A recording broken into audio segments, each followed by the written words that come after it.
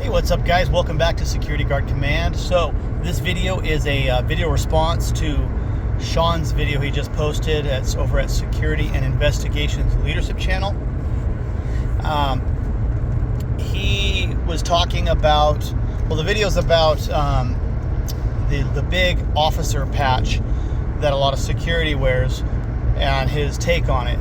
And he said something that really kind of resonated with me, and that was, if you have to wear the patch or the badge or the uniform to gain respect and authority, then you're in the wrong profession. And I have to agree with that, because the patch and the badge and the uniform don't automatically afford you any of those things. You can command respect, you can exert authority without those things, and that's all based on you alone. And so I agree completely with what Sean said about that. And I wanted to talk about a couple of things that will help you to gain that respect. And number one, guys, just I've said it before, I've said it many times, the majority of security work is customer service. And so when you're doing a face-to-face customer service, one of the most important things that you can do is make eye contact with the person. This sends a signal that you are there for them, that you are listening to them. And so that eye contact is so important. That shows that you're giving them the respect and the time of day to actually pay attention to them. And they are going to immediately gravitate to that. The next thing you're going to do is you're going to open up some verbal dialogue, and there are some things that will help you and some things that will hurt you that you can say. I shy away from, and I don't recommend saying, "How can I help you?" To me, that is a trigger statement. When you come off and say, "How can I help you?" that immediately puts you above them, as if you were suggesting that, "Hey, I'm above you and I'm here to help you," as if they are helpless.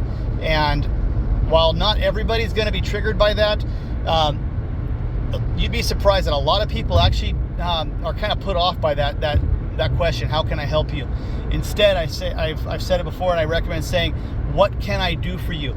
And that kind of gives you the humble servant air. And even though you're kind of putting yourself as the humble servant, that is a place where they're going to respect that.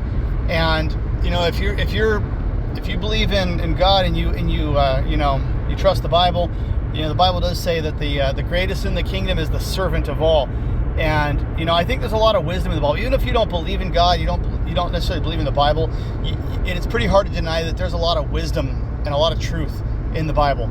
And even if you don't believe those things, just that fact that the greatest in the kingdom is the servant of all, it is so true.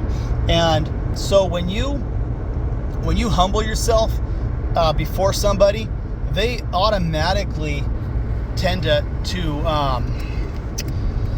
be attracted to you in a sense. Like they're going to listen to you, they're going to respect you a whole lot more because you essentially respect them. They know that you are in a position of authority when you're wearing that uniform and you're working, but you still have to earn that respect. And when you show them that respect and say, like, "Hey, I'm here for you," they're going to return that respect. It works so many times. I mean, there are times when it's not going to work because they've already decided that they are not going to comply, and they've got something going on in their life. So they've already made the decision that they're going to resist. But for the most part, guys, when you approach somebody and say, "What can I do for you?"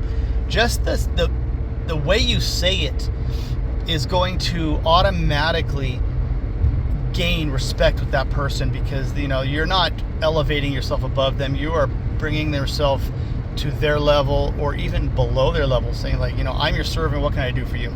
So that right there automatically going to help you gain that respect when you start off that conversation. Now, if they say, "Oh, I want X, Y, and Z," and you absolutely cannot do X and Y. You can do Z, but X and Y are absolutely out of the question.